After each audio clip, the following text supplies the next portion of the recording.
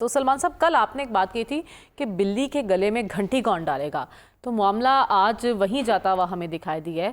Commission بنے گا، حکومت کتنی با اختیار ہے کمیشن بنانے میں، اور اگر کمیشن نہ بنا تو پھر کیا ہوگا؟ دیکھیں یہ خوش آئند بات نہیں کہ وہ مذاکراتی عمل جو خطرات اور خدشات سے دوچار تھا وہ بحال ہو رہا ہے۔ اور کل اس وقت ہم رونا رو رہے تھے کہ ہمارے جناب اسپیکر ایاز صادق صاحب نے ہاتھ کھڑے کر دیے تھے کہ میں اس طرح کی کوئی میٹنگ نہیں کروا سکتا اور میرا رول صرف مذاکرات۔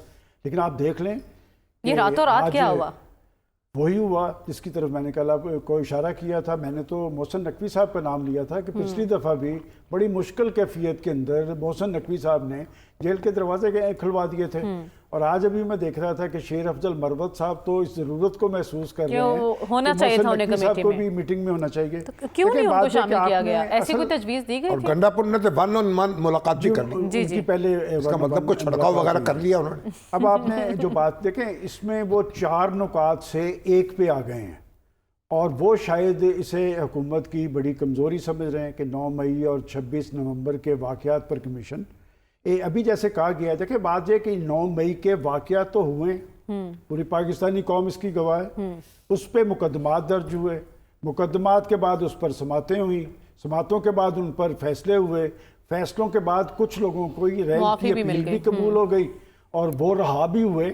اور بات یہ کہ اس میں ہماری اسٹیبلشمنٹ بلکہ فوج کا ایک بڑا واضح موقف ہے کہ 9 مئی کا واقعہ جو ہے وہ ہضم کرنے کے لیے تیار نہیں ہے، اس لیے کہ ایک امبیرسمنٹ ہوئی دنیا بھر میں پاکستان کی، اور انہوں نے بڑے کھلے انداز میں باور کروا دیا تھا کہ جو لوگ اس کے منصوبہ ساز ہیں قانون کا شکنجہ ان کے گرد کسا جائے گا۔ اور میں سمجھتا ہوں کہ اس میں شہباز شریف صاحب کا موقف بھی بڑا واضح ہے۔ دیکھیں 9 مئی کے حوالے سے خود حکومتی ذمہ داران خواجہ آصف صاحب بھی بول رہے ہیں کہ تو آپ کے کہنے کا مطلب کیا ہے؟ کمیشن بننا ہے یا نہیں بننا؟ آسان الفاظ میں عوام کو بتا دیجئے۔ میرے سے آپ یہ اسپیسیفک پوچھ رہے ہیں تو مجھے نہیں لگتا کہ حکومت اس پر کوئی پیش رفت کر پائے گی۔ البتہ بعد کوئی درمیانی راستہ ضرور نکالا جائے گا۔ مجھے یاد پڑتا ہے کہ جب 2014 میں بھی ایک کیفیت طاری ہوئی تھی تو بات بالآخر جوڈیشل کمیشن پہ تھی۔ یہ معاملہ صرف سیاست یا حکومت سے متعلقہ نہیں ہے، یہ پاکستانی فوج سے متعلقہ ہے۔ اور بات یہ کہ 9 مئی کے واقعات جس طرح سے ہوئے اور اس پہ باقاعدہ فیصلے ہوئے ہیں، اور ابھی اس پہ ایک سپریم کورٹ کا فیصلہ بھی آنا ہے، تو لہٰذا اگر اس حوالے سے کوئی پیش رفت ہوگی مجھے سیاسی اور حکومتی محاذ پہ تو نظر نہیں آتی، البتہ ہو سکتا ہے کہ عدالتی محاذ پہ سے کوئی اس پہ پیش رفت۔ لیکن آپ کو یہ یقین ہے کہ کوئی درمیانہ راستہ ضرور نکلے گا؟ لاسٹ پروگرام میں آپ نے کہا تھا کہ شاید پی ٹی آئی یہ لکھ کر نہیں دینا چاہتی اسپیسیفکلی کہ بانی کی ہم رہائی چاہتے ہیں۔ آپ جو 2 مطالبات وہ اپنے تحریری طور پر لکھ کر دیں گے تو اس میں بانی کی رہائی کا ذکر نہیں ہوگا؟ میں نے آپ کو اسی لیے کہا تھا آج بھی یہی بات ہے کہ وہ بانی کی رہائی کا مطالبہ نہیں کریں گے۔ اور دیکھیں جو لوگ خان صاحب سے مل کے آتے ہیں نا، وہ ان کی گفتگو کے بعد یہ کہتے نظر آتے ہیں کہ وہ تو ابھی 2-4 سال اور بھی جیل میں رہنے کے لیے تیار ہیں، اور وہ اپنا ٹیمپو نہیں توڑنا چاہتے۔ دیکھیں بات ہے کہ انہوں نے قید تو کاٹ کے دکھا دی، اور ان کا سارا جو ٹیمپو بنا ہوا ہے وہ ان کے جارحانہ انداز کی وجہ سے بنے، اور یہ بہت میں سمجھتا ہوں ایک خوش آئند بات ہے کہ وہ تو کبھی ڈائیلاگ کے خواہ ہی نہیں رہے، وہ تو کبھی مذاکرات کی بات ہی نہیں کرتے رہے۔ وہ تو پاکستان کے وہ پرائم منسٹر ہیں جنہوں نے پرائم منسٹر ہوتے ہوئے بھی کبھی صلح کا ہاتھ نہیں تھا بڑھایا، لہٰذا مذاکرات پہ وہ آئے ہیں تو یہ ایک خوش آئند بات ہے ان کے لیے بھی، پاکستان کے سیاسی سسٹم کے لیے بھی، اور کم از کم کچھ ایشوز پہ پاکستان کی حکومت اور اپوزیشن کو ضرور بیٹھنا چاہیے۔ بات یہ کہ آپ ملکی مفاد کے نام پر، عوامی مفاد کے نام پر ایک ایسا طرز عمل اختیار کرتے ہیں جس سے ملک کے اندر انتشار پیدا ہوتا ہے، خلفشار پیدا ہوتا ہے، معاذرائی ہوتی ہے، الزام تراشی ہوتی ہے، گالی گلوچ ہوتی ہے۔ آپ ذرا بیٹھ کے بتائیں نا کہ آپ کی سیاست کیا پاکستان کے عوام کے ساتھ یا پاکستان کے مفادات کے ساتھ مشروط ہے، یا آپ کے ذاتی اور سیاسی مفادات کے ساتھ مشروط ہے؟ میں سمجھتا ہوں یہ سسٹم، یہ مذاکرات عمل چلنا چاہیے، اسی میں سے راستہ نکلے گا۔ اور اگر راستہ نہ نکلا تو ہمارے ڈاکٹر صاحب تو یہ کہتے ہیں کہ پھر معاملہ خطرناک زون میں جائے گا۔ اور خطرناک زون میں بھی میں ایک بات کلیئر کر دوں، یہاں پر اکثر کہا جاتا ہے کہ جی وہ تو پھر تیسرے فیصلہ کریں گے اور پھر پاکستان کے جمہوری سسٹم کے لیے خطرہ ہوگا۔ میرا خیال اب ایسے نہیں ہوگا۔ اب گیند پاکستان کے پولیٹیشنز کی کورٹ میں ہے، راستہ انہیں نکالنا ہے۔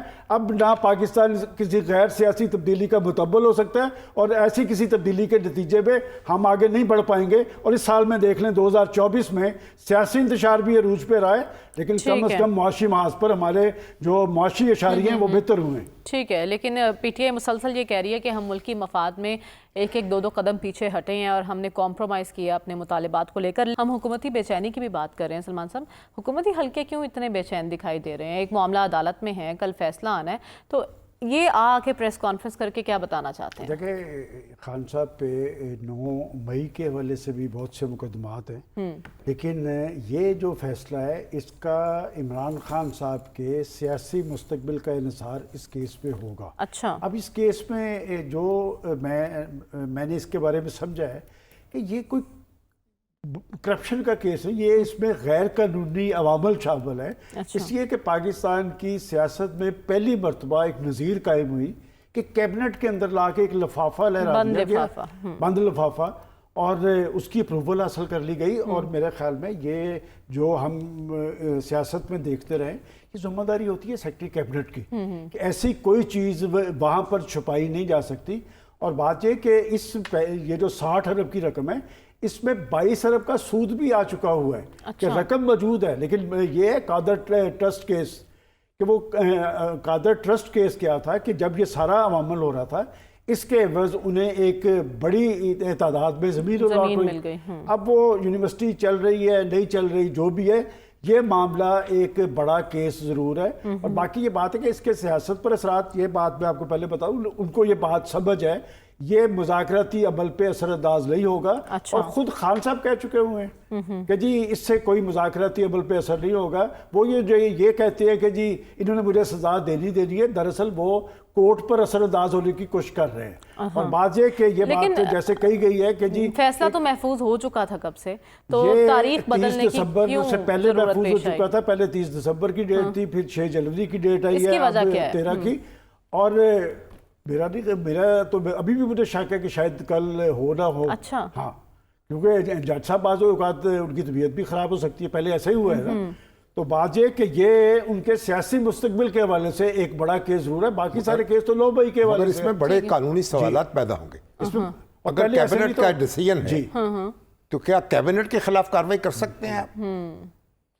یہ تو دیکھنا ہی ہے نا کل جب فیصلہ آئے کیا کیبنٹ کی کارروائی جو ہے اس کو آپ جانچ پڑتال کر سکتے ہیں؟ اس میں آپ دیکھیں وعدہ معاف گوا فیڈرل منسٹر ہیں، اس میں اعظم خان صاحب وعدہ معاف گوا بنے ہوئے ہیں. مگر سوال یہ ہے نا کہ کیبنٹ کی کارروائی ہے نا، بہت ساری بڑے اہم سوالات ہیں جو اس سے پیدا ہوں گے. فیصلہ آتا ہے تو کس کو مورد الزام ٹھہرایا جاتا ہے اور کون مجرم قرار پاتا ہے،